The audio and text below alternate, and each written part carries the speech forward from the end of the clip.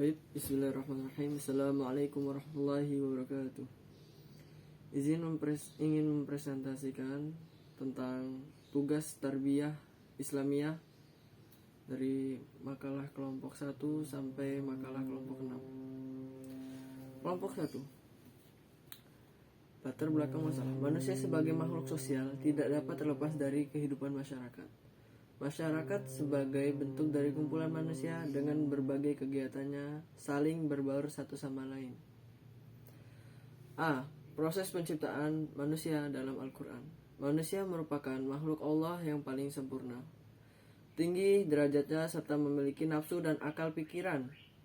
Dilihat dari proses penciptaannya, manusia dalam pandangan Al-Quran diciptakan disebut dengan tahapan biologi. Manusia pertama, Adam alaihissalam, diciptakan dari at-tin, tanah, at-turab, tanah debu, min sal, tanah liat,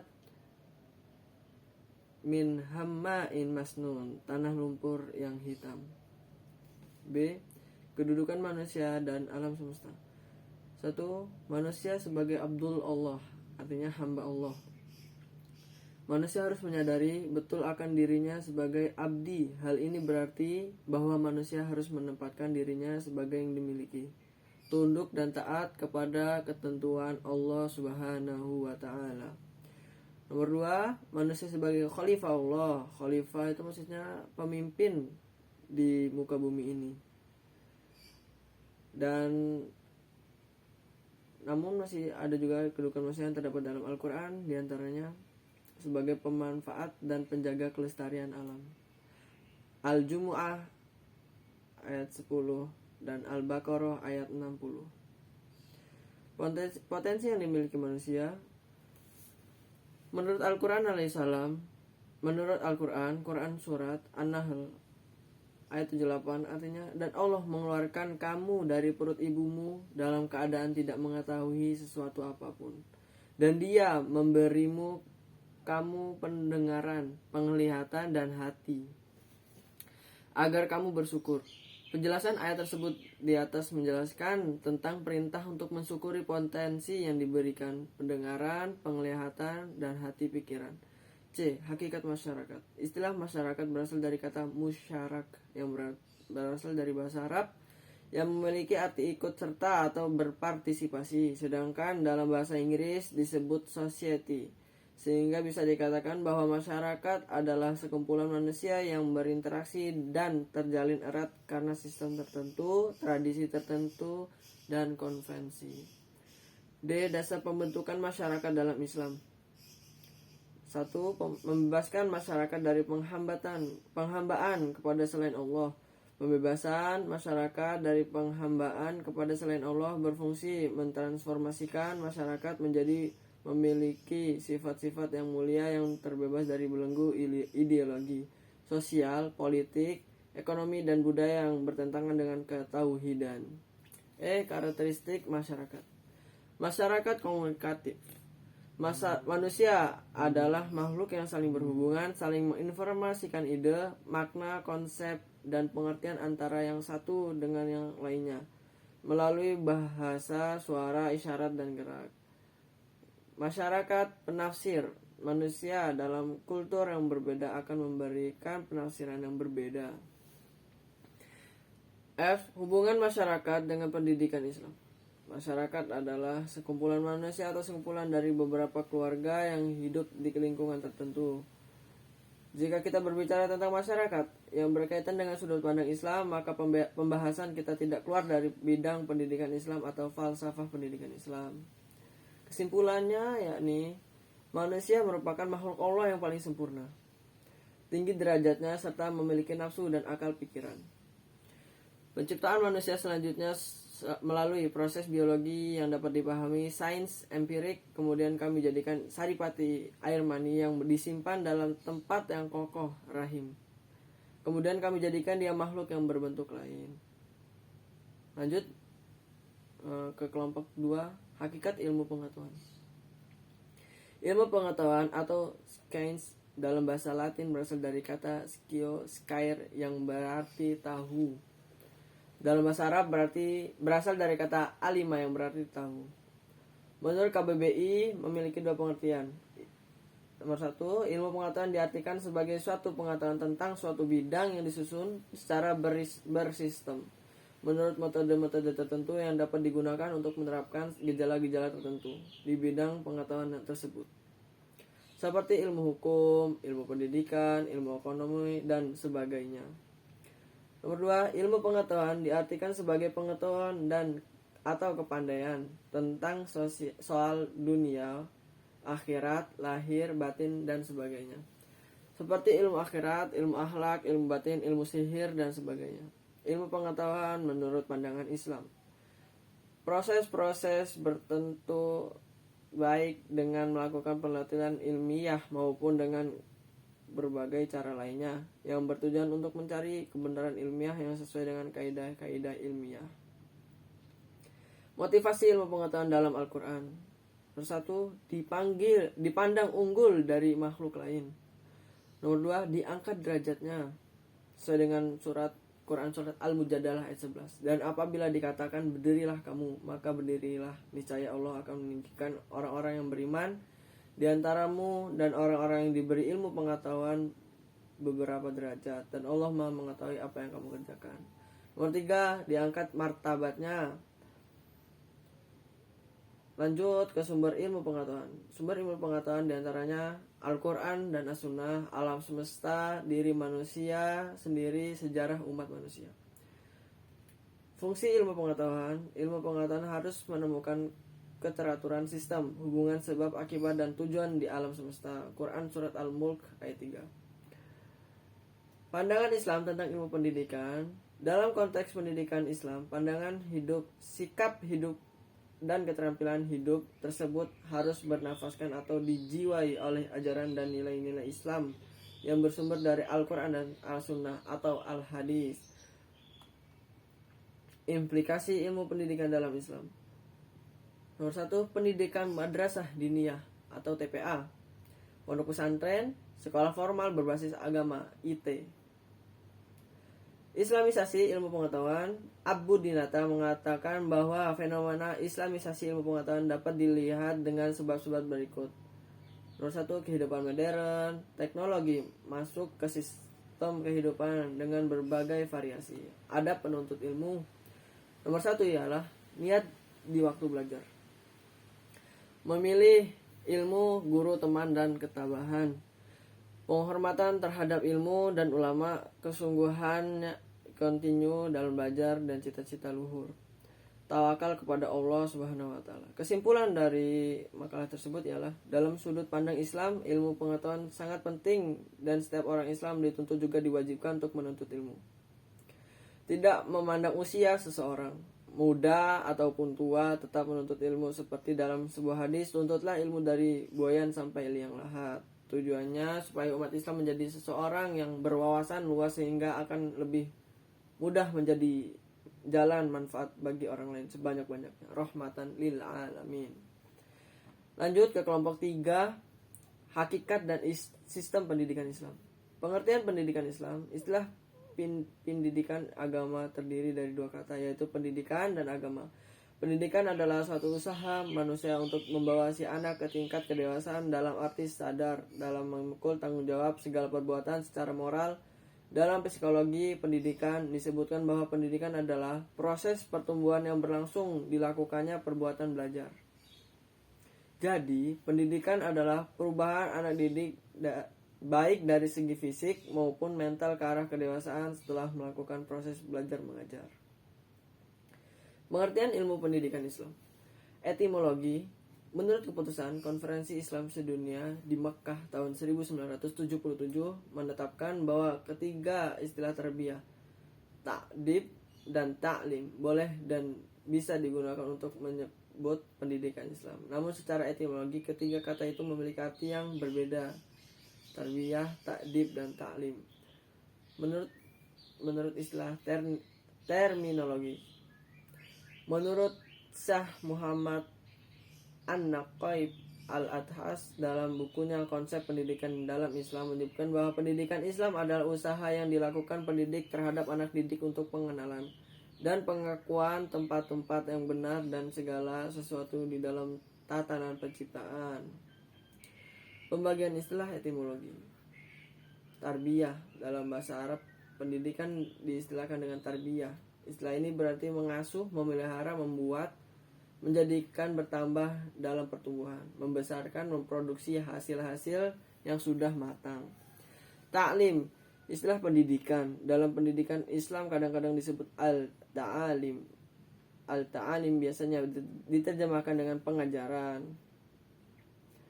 Lanjut, ta'dib. Kata al-ta'dib berasal dari kata adaba, yu'adibu, ta'diban yang dapat berarti education, pendidikan, disiplin, punishment, peringatan atau hukuman, dan chastisement, hukuman penyucian. Kata al-ta'dib berasal dari kata adab yang berarti beradab, bersopan santun. Sistem pemerintahan Islam, pembacaan Quran, takziah, ta'alim, al-hikmah. Ciri khusus sistem pendidikan Islam, sistem ibadah, pembinaan rohani, pembinaan intelektual.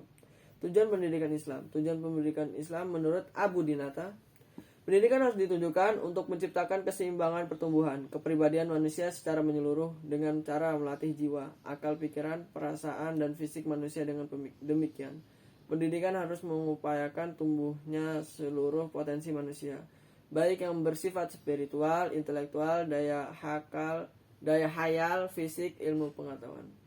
Fungsi pendidikan Islam menurut Majid Andayani mengemukakan 7 fungsi dalam PAI. Ketujuh fungsi ini adalah pengembangan, penanaman nilai, penyesuaian mental, perbaikan, pencegahan, pengajaran, dan penyaluran. Fungsi pengembangan berkaitan dengan keimanan dan ketakwaan siswa kepada Allah Subhanahu wa taala.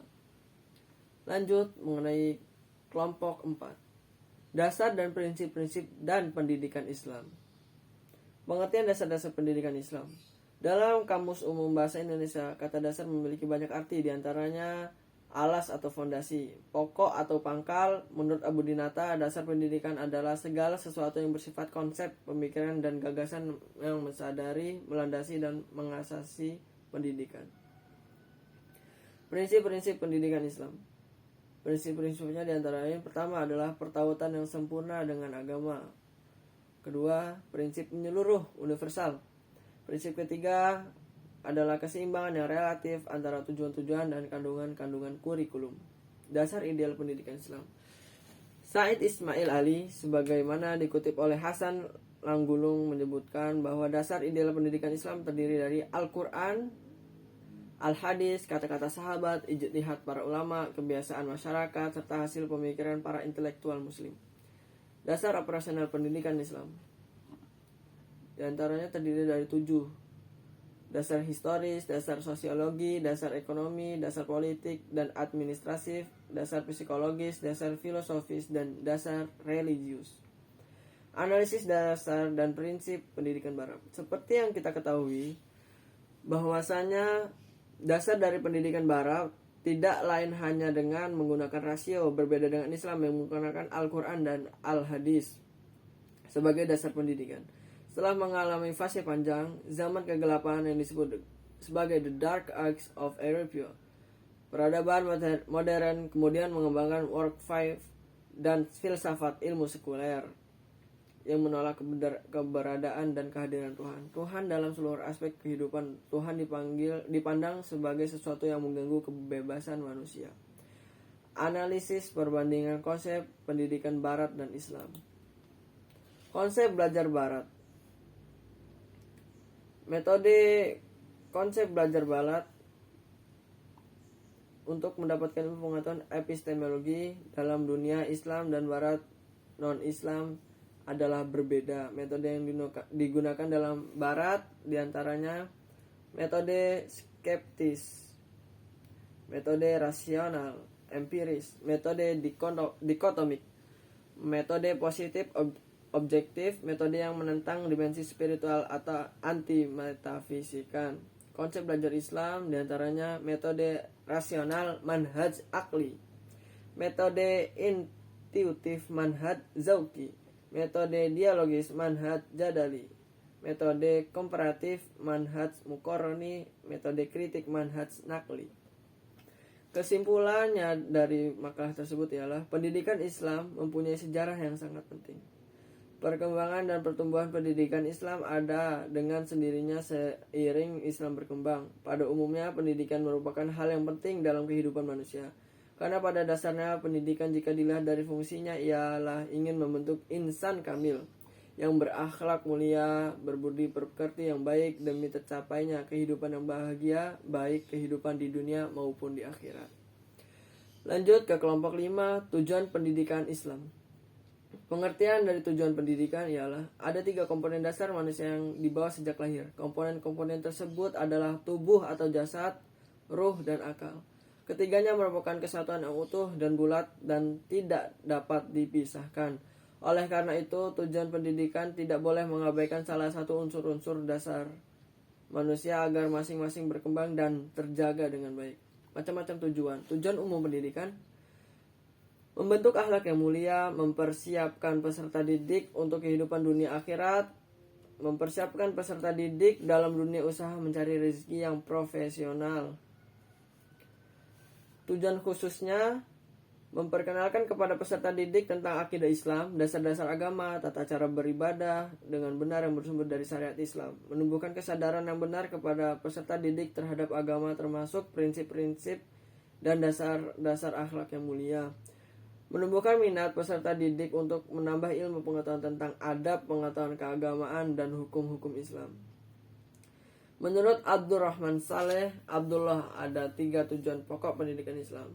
Yang pertama, tujuan jasmaniyah, tujuan pendidikan rohaniyah, dan tujuan pendidikan akal. Prinsip-prinsip dan formulasi tujuan pendidikan. Prinsip universal, prinsip keseimbangan dan kesederhanaan, prinsip kejelasan, prinsip tak bertentangan, prinsip realisme dan dapat dilaksanakan, prinsip perubahan yang diingini, prinsip menjaga perbedaan-perbedaan individu. Komponen tujuan pendidikan, pendidik, peserta didik, dan tujuan pendidikan. Analisis tujuan pendidikan nasional dalam Sikdiknas. Dalam pertanyaan penelitian dikemukakan implikasi apa dari rumusan tujuan pendidikan nasional seperti yang tercantum pada pasal 3 UU Sisdiknas tahun 2003. Rumusan tujuan pendidikan nasional seperti yang termaktub dalam pasal 3 tersebut berbunyi: bertujuan untuk berkembangnya potensi peserta didik agar menjadi manusia yang beriman dan bertakwa kepada Tuhan Yang Maha Esa, berakhlak karimah, sehat, berilmu, cakap, kreatif, mandiri, dan menjadi warga negara yang demokratis serta bertanggung jawab. Lanjut ke kelompok yang 6, komponen pendidikan Islam, anak didik. Hakikat peserta didik. Dalam pendidikan Islam, peserta didik adalah individu yang sedang berkembang baik secara fisik, psikologis, dan religius dalam mengarungi kehidupan di dunia dan di akhirat kelak. Dimensi peserta didik yang akan dikembangkan: dimensi fisik, jasmani, dimensi akal, dimensi keberagamaan, dimensi akhlak, dimensi rohani, dimensi sosial. Pendidik pranatal, fase pemilihan jodoh, fase perkawinan atau pernikahan, fase kehamilan. Pendidik pasca natal, fase bayi, fase kanak-kanak, fase anak-anak 1-3 tahun, fase prasekolah 3-6 tahun, fase anak-anak 6-12 tahun. Lanjut, fase remaja, fase dewasa, fase dewasa dini, fase dewasa madya, fase dewasa akhir. Priorisasi masa pendidikan anak. Pendidikan Islam masa prakonsepsi, pendidikan Islam masa pranatal, dan pendidikan Islam masa pasca natal. Pendidikan Islam masa prakonsepsi.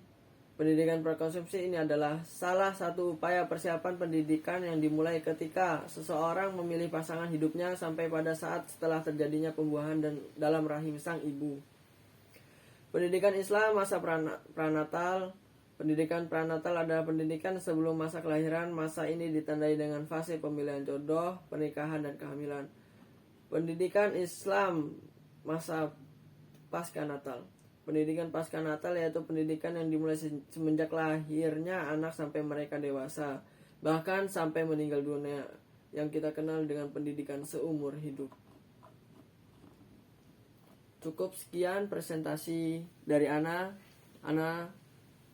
sendiri yang bernama Margi Eko Herlambang. Syukron, jazakallahu khairan. Assalamualaikum warahmatullahi wabarakatuh.